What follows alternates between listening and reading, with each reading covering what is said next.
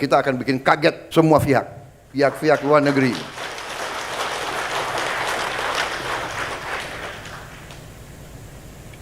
Saya malah ditantang oleh ada pihak dari luar negeri yang tantang saya.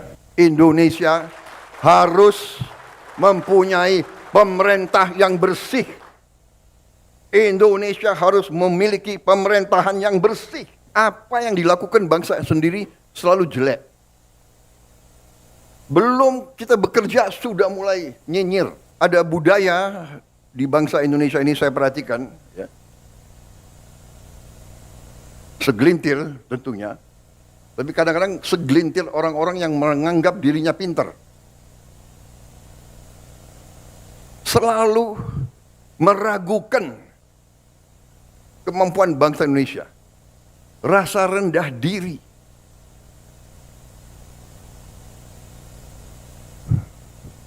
Punya gelar profesor, sekolah di mana-mana yang terkenal, tapi mentalnya masih mental rendah diri. Apa yang dilakukan bangsa sendiri selalu jelek. Belum kita bekerja sudah mulai nyinyir. Gitu. Ini, saudara-saudara, pemerintah yang saya pimpin tidak ragu-ragu. Kita berpegang kepada Undang-Undang Dasar 45. Kita berpegang kepada cita-cita pendiri bangsa Indonesia. Kita berniat baik. Kita ingin memimpin bangsa ini dengan pemerintah yang bersih. Itu keinginan kita. Dan itu tekad kita. Dan insya Allah dengan kehendak dan tekad yang baik, insya Allah kita akan mencapai. Indonesia harus mempunyai pemerintah yang bersih. Indonesia harus memiliki pemerintahan yang bersih. Saudara-saudara, berkali-kali di setiap kesempatan saya bicara, kita harus hentikan kebocoran-kebocoran.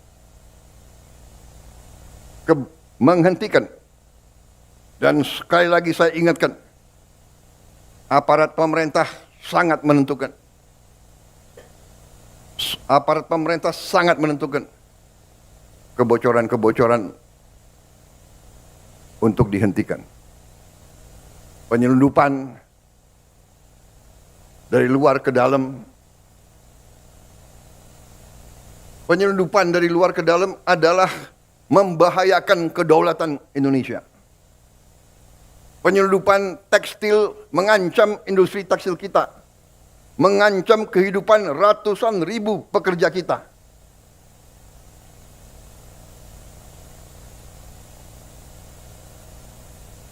Saya nanti akan cari ahli-ahli hukum, apa wewenang yang bisa saya berikan kepada aparat. Apa kapalnya ditenggelamkan?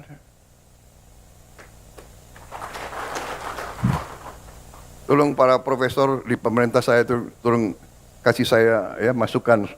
Nanti saya dibilang nggak ngerti hukum lagi.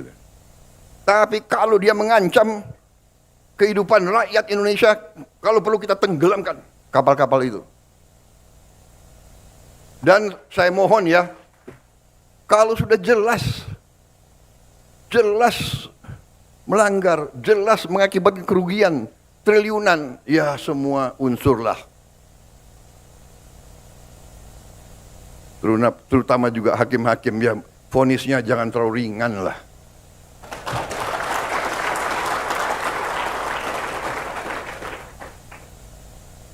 Nanti dibilang Prabowo nggak ngerti hukum lagi. Tapi rakyat pun ngerti, rakyat di pinggir jalan ngerti. Ngerampok triliunan, kalau triliunan, ratusan triliun. Vonisnya sekian tahun. Nanti jangan-jangan di penjara pakai AC, punya kulkas, pakai TV. Tolong Menteri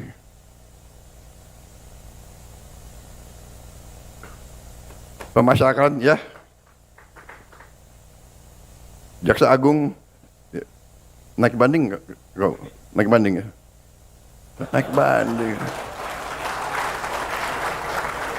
Vonisnya ya 50 tahun begitu kira-kira itu.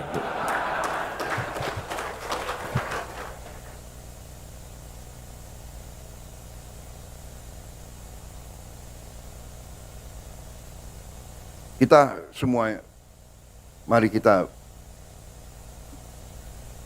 kembali ke jati diri kita, kembali ke 17 Agustus 45, cita-cita pendiri bangsa kita.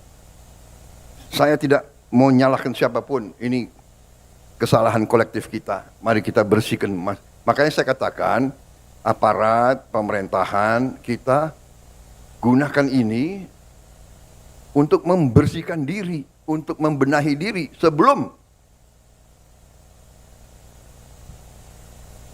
nanti rakyat yang membersihkan kita. Lebih baik kita bersihkan diri kita sendiri. Rakyat Indonesia sekarang tidak bodoh, mereka pinter-pinter. Semua orang punya gadget. Sudah lain, ini bukan 30 tahun yang lalu, ya kan? Ini bukan 20 tahun yang lalu. Jadi saudara-saudara, Musreng Bangnas ini saya gunakan kesempatan ini untuk tadi ucapan terima kasih, dan ada kesempatan untuk diperbaiki, saya kira ya kan, masukan dari daerah-daerah, dan juga saya minta kebesaran hati, kebesaran jiwa kita semua. Rakyat saya yakin akan sabar. Rakyat kita rakyat yang baik. Mereka mengerti siapa yang di atas jalan yang benar, siapa yang tidak di atas jalan yang benar. Saudara-saudara sekalian. Jadi, marilah kita berbuat yang terbaik. Dalam arti perencanaan ini kita laksanakan dengan realisme, dengan hal-hal yang konkret. Ya. Terima kasih. Ada angka tadi, ya kita memang saya mencanangkan pertumbuhan 8%. Banyak yang tidak yakin dan tidak percaya. Ya kita buktikan. Belum tentu kita akan capai 8%. Tapi sekali lagi, ya, pemimpin-pemimpin yang berani, pemimpin-pemimpin yang besar dalam sejarah pengalaman saya sendiri, dalam karier saya sebagai prajurit, kalau saya hadapi musuh yang berat, saya harus yakin saya akan berhasil, saya akan menang. Kalau tidak, kita nggak berani berbuat. Bung Karno menyampaikan, mengatakan kepada kita, gantungkan cita-citamu setinggi langit. Kalau kau tidak mencapai langit, minimal kau jatuh di antara bintang-bintang. Itu memang istilahnya memotivasi kita. Kalau Belanda dulu mengatakan bahwa kita ini tidak pantas merdeka, tahun 45. Belanda mengejek kita. Apa? Kamu? Hei orang Indonesia, hei orang pribumi, kau mau merdeka? Bikin peniti saja tidak bisa. Dulu kita dituduh bikin peniti saja tidak bisa. Tapi kita mau merdeka. Proklamasi kemerdekaan kita berapa itu? Mungkin tiga baris ya. Proklamasi yang tersingkat saya kira dalam sejarah dunia, iya kan? Hal-hal yang menyangkut pemilihan akan Pokoknya administrasi belakangan deh, merdeka dulu, kan begitu. Tapi sekarang tidak, administrasi harus baik, ya kan? Kalau enggak dikejar BPKP, KPK, BPK, kita administrasi baik. Makanya ada Badan Perencanaan Nasional, ada Bapeda. Tapi saya minta kebesaran jiwa dalam arti ini. Ada prioritas kita. Ya, jadi mungkin KL-KL sebagian tidak akan mendapatkan anggaran yang dicita-citakan. Saat ini, nanti kita lihat perkembangannya. Ya, jangan ganggu Menteri Keuangan terus. Karena Menteri Keuangan itu bertanggung jawab kepada saya. Waktu saya Menteri Pertahanan, selalu saya dibatasi oleh Menteri Keuangan.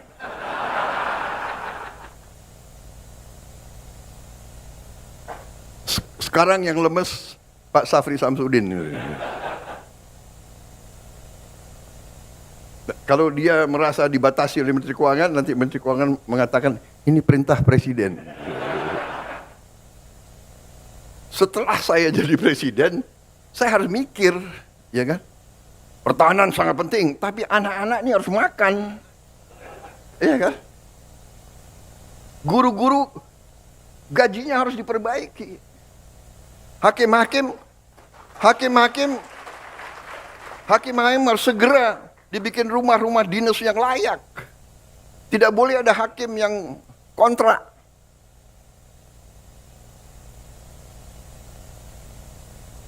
Menteri Perumahan ngangguk-ngangguk. Terima kasih Menteri Perumahan. Tambah rambut putih aku lihat kau itu. Baru 2 bulan udah. Tapi masih senyum, saya terima kasih. Jadi ini juga para gubernur, para bupati, ya, yang ikut rapat ini melalui video conference, saya mohon juga jiwa besar dan kesabaran. Mungkin ada beberapa yang harus kita dahulukan. Tapi percayalah ujungnya nanti gubernur bupati yang akan merasakan. Contoh, dana desa adalah sekarang 1 miliar 1 tahun. Benar ya? Dengan program makan bergizi, ya, itu nanti uang yang beredar di desa mungkin akan naik 5, 6, 7 kali. Saudara-saudara sekalian. Jadi bukannya kita akan tambah, tapi melalui mekanisme yang kita yakin harus sampai ke sasaran. Harus sampai ke sasaran. Dan untuk seluruh aparat, seluruh eselon, ya, budaya markup, budaya penggelembungan proyek dan anggaran itu adalah korupsi.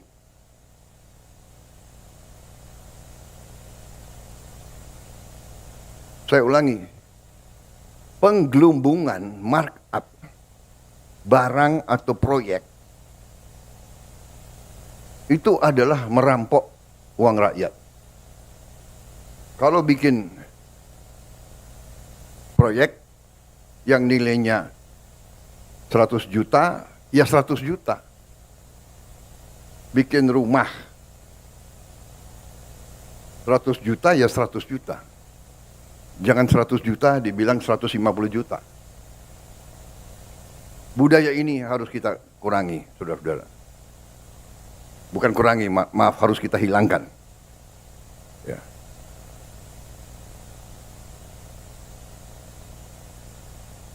Saya tidak akan ulangi angka-angka, saudara sudah sering dengar ceramah saya, ya, apa itu ICOR, incremental capital output ratio kita terlalu tinggi.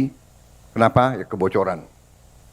Saya juga tidak akan paparkan di sini laporan-laporan yang saya terima, kebocoran-kebocoran, kehilangan uang dari judi online, dari penyelundupan, dari illegal mining, dari illegal logging, dan sebagainya. Tidak dalam kesempatan ini, tapi pada kesempatan lain, kalau perlu, di sidang kabinet sudah saya paparkan, nanti khusus mungkin Bupati dan Gubernur saya undang khusus.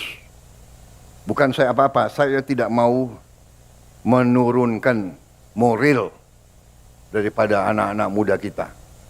Tapi rakyat harus yakin, harus bertekad bahwa kita sekarang ingin melaksanakan pembangunan nasional dengan mengurangi segala bentuk kebocoran, manipulasi, markup, akal-akalan, dan sebagainya. Dan ini membutuhkan kerjasama semua pihak, yudikatif, legislatif, pemerintahan, aparat, semua kita harus kerjasama. Tadi saya katakan, ya, rakyat kita itu bukan rakyat yang bisa dibohongi terus. Sudah jelas kerugian sekian ratus triliun, vonisnya seperti itu. Ya, ini bisa menyakiti rasa keadilan.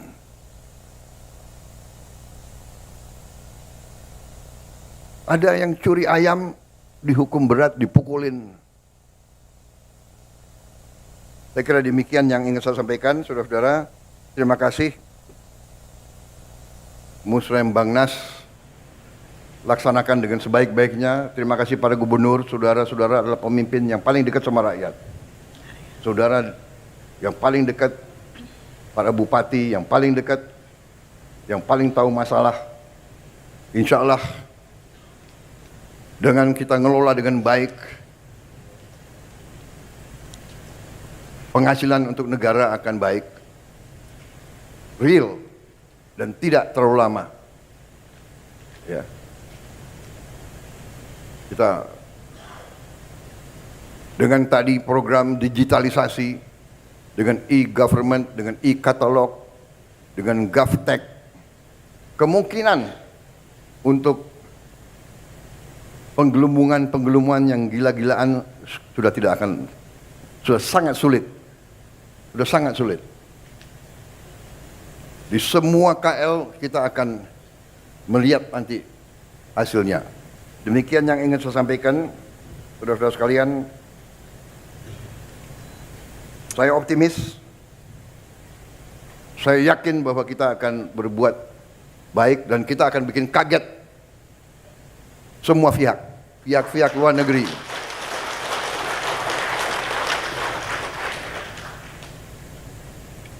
Saya malah ditantang oleh ada pihak-pihak dari luar negeri yang tantang saya. Mereka yakin kita tidak mungkin 8%. Kalau mencapai 8%, saya akan dikasih makan malam gratis. Saya boleh pilih menunya. Saya akan pilih menu yang paling mahal. Tapi karena saya sudah saya harus mengurangi berat badan, jadi bagaimana itu? Terima kasih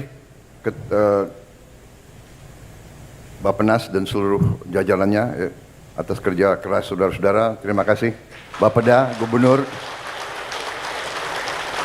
Kita melangkah menatap hari besok dengan gagah, dengan keyakinan. Kita kompak, kita bersyukur kepada Tuhan. Bersyukur negara lain penuh kesulitan. Negara lain penuh ketegangan, pertikaian. Saya sampai, kalau keliling luar negeri, saya sampai merasa banyak negara selalu berharap dari Indonesia. Saya sampai ngeri sendiri, terlalu berharap, disangka kita ini sudah jadi apa begitu. Ya.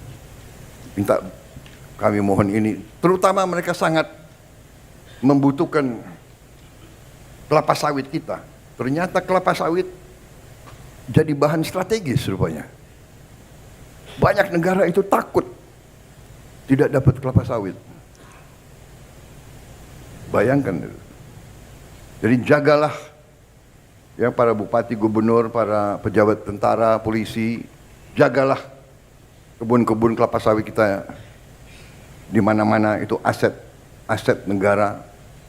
Dan saya kira ke depan kita juga harus tambah tanam kelapa sawit, nggak usah takut apa itu katanya apa